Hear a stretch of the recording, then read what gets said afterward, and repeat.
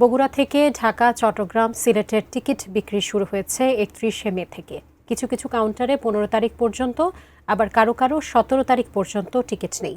মাঝখানে ৮, ৯, ১০ জুনের টিকিট তেমন একটা বিক্রি হয়নি। বগুড়া থেকে বিস্তারিত জানাচ্ছেন উত্তরাঞ্চলীয় ব্যুরো প্রধান চপল সাহা। ধন্যবাদ।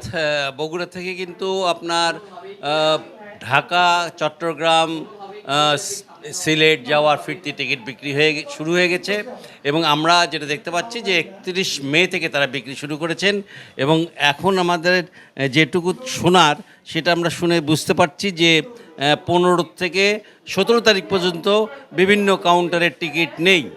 আবার এর মধ্যে কিন্তু আরেকটা ব্যাপার আছে যে ৮, ৯, ১০ একটা টিকিটও বিক্রি হয়নি, কারণ ঈদের পরের যে ৩ দিন সেই ৩ দিনের টিকিট কিন্তু বিক্রি হয়নি। এই জায়গা থেকেই সবাইকে টিকিট সংগ্রহ করতে হয়। এটা শহরের মধ্যে কাউন্টার। এই কাউন্টারে আপনারা টিকিট দেখতে পাচ্ছেন যে বিক্রি হচ্ছে এবং টিকিটের দাম তারা রাখছে ৫৫০।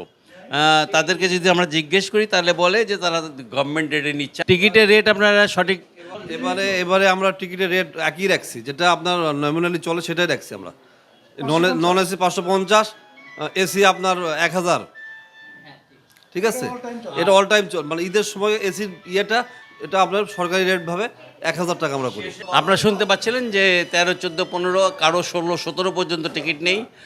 তবে টিকিট হয়তো বাড়াবে শেষ মুহূর্তে, কারণ অনেকেই টিকিট কিন্তু কিনে রেখে দেয় একটু বাড়তি দামে বিক্রি করার জন্য। সেটা যখন যাত্রীরা আসে যাত্রীদের কাছে বাড়তি দামে বিক্রি করে।